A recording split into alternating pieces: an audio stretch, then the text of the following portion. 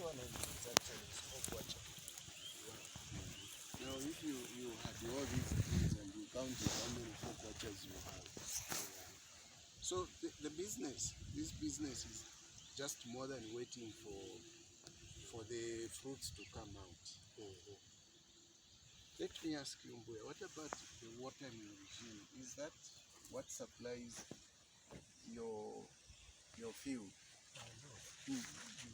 Electricity. If I had electricity, I'll take it down there. You are collected just for you are videoing. Should have told me. I would not have been calling him young man. It's okay. So I've got a dam just down here. That's where I get my water from, but I have to use petrol to pump that out of it. So now I'm looking for electricity. If I have, then I have adequate water to supply the field. Yeah, because the tank is supposed to be used, although it also does, but it's not very efficient. You don't have to treat water that is coming here. That's the point. But that one is again treated water. No, You're supposed to. I don't treat my bottle water. Okay, it's clean water. So that's the one you used to do the fertilizer, or have you done the fertilizing? I used boho water. I'm so happy to do that. So happy. So confirmation, you did at first 6 by 5. 6 by 5. And then? No, 6 by 4. 6 by 4. That was the spacing. Yes, and I've just, in my mind, think that this 4 is not adequate. So now the new size, the new crop, I'm doing 5 by 5. Basically considering the fact that you are not going to do mechanized farming here. Most of it is handiwork. Yeah. I'm so happy. What do you expect from this local variety grafted with Pinkerton? Is it us? With Pinkerton. This is a Pinkerton. Sure. Yes. Sure. So this basically you are experimenting and also preserving the local variety on this particular tree. Experimenting and also preservation, yes. Experimenting in the sense that I know that the local variety tends to grow faster in terms of stature than these exotic ones. As you can see, this one looks like it wants to outgrow this one. Sure. Now I want to know at what rate, how it will affect the exotic. If they manage to live side by side happily, both of them producing, I've seen something. From the local one, in Mwavemba, you like the fruit big. So the local one will be bigger fruit, the exotic one is smaller fruit. So take your pick when you come to buy. If you want big ones, I think you get the bigger one. Yes. So the quality assurance from the local tree, you are not sure as yet. No, not yet. Until you start harvesting. Yes. And this issue of quality, I think it is up to us to treat. Every tree will have its own diseases, so to say. If it's fungal, I think the fruit that we see on the market from the local one, sometimes it has fungal infection, sometimes it doesn't have. So if you find that your crop is affected by fungal infection, treat it with fungal infection. The only thing is I am avoiding chemical treatment. If I can find a local organic treatment for them, that's the best. Yes. Maybe we can talk about the general diseases things you have mentioned about treating with the chemicals and organic chemicals, biological approaches to treating your avocado crop. The first question I might ask is Having put up this avocado plantation, what was your outlook in terms of marketing? What market are you targeting, and what is your expansion program based on that marketing strategy?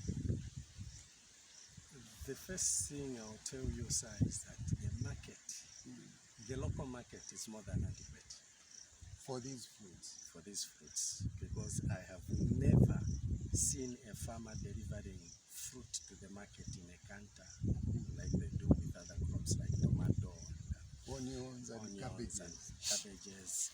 Find middlemen there wants to buy from you and make money out of what they didn't Labor for. themselves. With this one, I know as at now, and maybe in the next 5 years or so, I'll just be sitting here waiting for Mr. Mlenga to come and say, I want avocados. You collect what you want, you leave your money and you go home. I've done my marketing. But for the future, I'm using this as a nursery. I have intentions of growing. I have intentions of making a real plantation. So I'm still in the process of Moving towards that. that. goal. I'm not afraid of the bush. No. I'll go as deep as possible, because what I want is adequate land at affordable rents, land where there is water, and a bit far away from civilization for the purpose of security. You know, these trees, they attract a lot of leaves in places where the industry is developed. I've read about South Africa, where people have to even invest in drones and armed guards. That's right.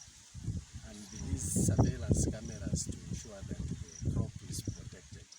We haven't reached that far, but you have to think ahead.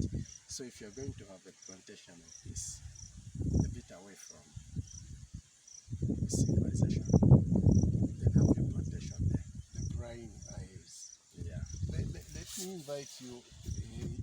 A day ago, I was in Serenje, in a place called Nansanga Farming Block. And out of 300 and so kilometers that I traveled, I didn't find a single farmer growing avocados. The prominent avocado farmer was around Mukushi area. And this is a gentleman of Indian origin. He's a European. He has quite a big nursery there, and he is also putting up a plantation.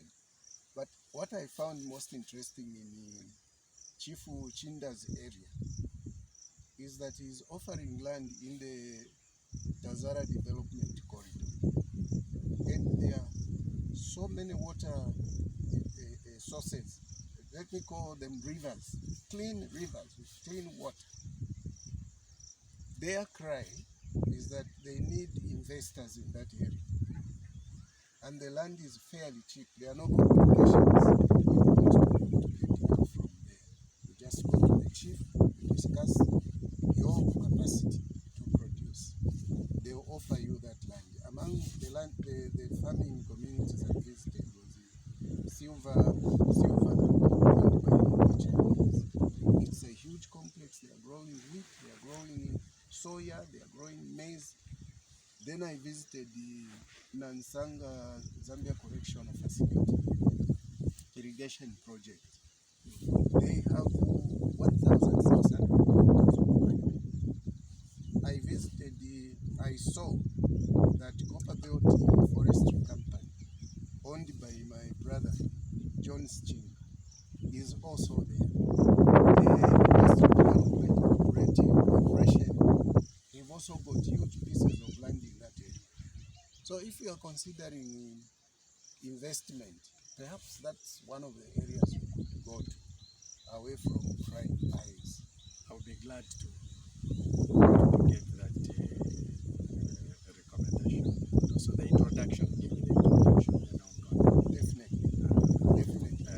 I've been in Serenje area, and I was impressed with the water availability in that area. So I think it is one thing that we can work together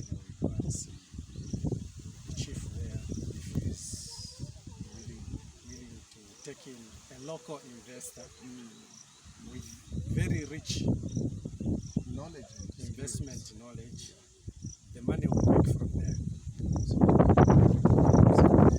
So interesting. By the way, what's the size of this land? I'm sitting on 3 hectares. This is 3 hectares? 1 hectares, yes. That's why I'm calling it Njamasi, because from top to bottom there it's 300 meters, give or take. Then across is just 100 meters. You have your 3 hectares there. So besides this avocado, I can see the spaces in between. What are you planning to do before the Okay. crop starts giving the fruit back? What we have done is there is soya beans Right. on in the spaces in between. Sure. We're doing soya beans because they will not interfere with each other. No. Soya will grow, the trees will continue growing. Sure. And the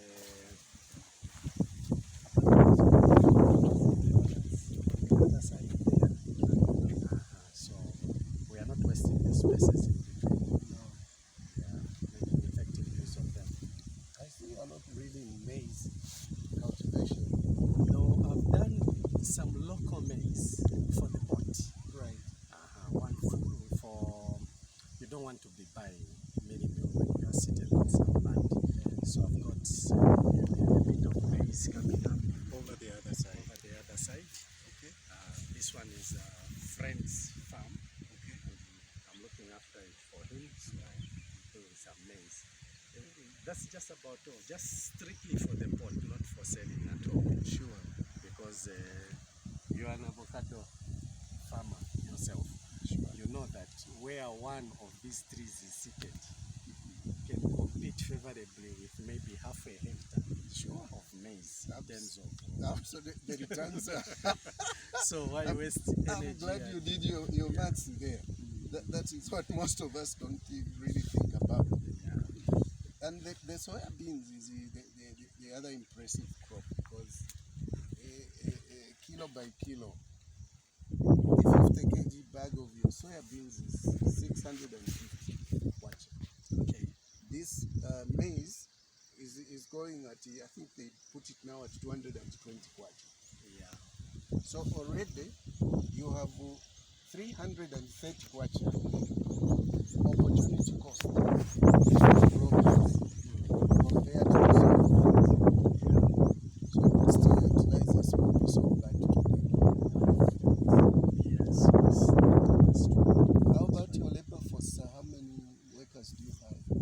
I have 2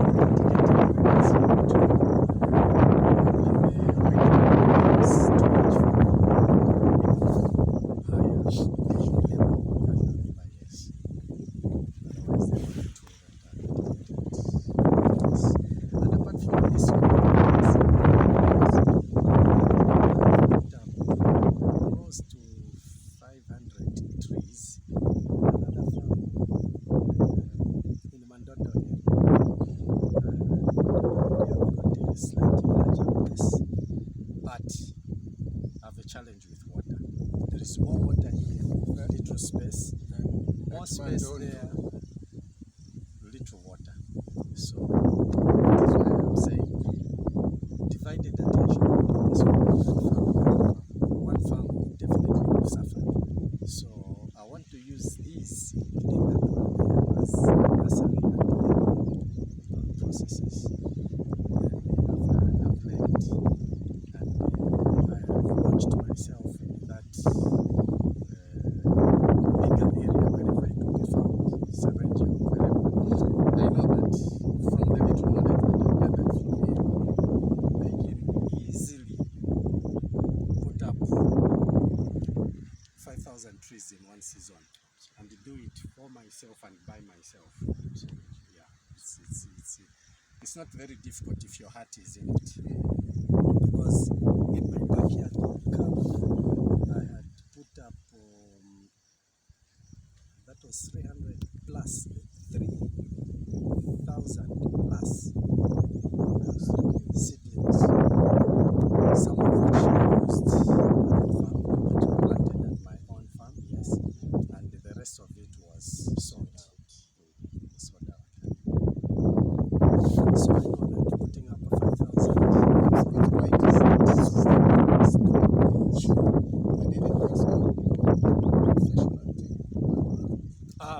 Foundation? I'm looking at it.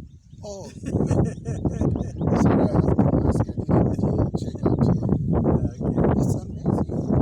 How come with the Zambian Army you are doing such a thing? I used to be Zambia Army, retired as at 2020, and immediately after retiring, I thought I needed to be relevant, to continue being relevant to society. But I have no intentions of being employed by anyone ever again, because I think the Zambia Army, the government is the best employer that I could experience. I don't want mediocrity, so I decided I'm now going to be the employer. And this is the path that I took. Okay, I've been toying with farming most of my life. I've tried livestock as a sport. I did some impressive work with astrolops before they became Before common in many Zambia. people knew about Yes, I think I was among the first that brought in the astrolops. I got eggs from Malawi. Wow. Took them to, and I was doing them at home in an urban area, like a hobby. It was a hobby. Yeah, so I did some astrolops.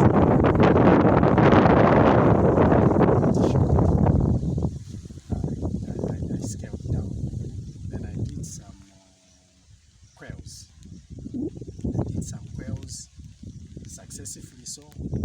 Then again, I decided now let me see these avocados. My avocados was marked my toddler. Yes.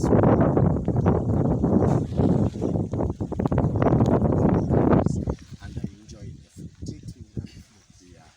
And we used to experiment with growing it, but I don't know whether it was too much care. It was always rotting before it could grow. Really? Yeah. Then Sorry about that. when I grew up now, I think there was this gentleman in Lusaka, Engineer Chiwala. Chiwala, yes. Yes, Engineer Chiwala. I caught him on TV talking about avocados. He said, Moria Farms. yes, you can make money out of those. And being a retiree, I don't want labor-intensive Type of agriculture. dealing with maize. So I said, okay, avocados will be it. And here I am.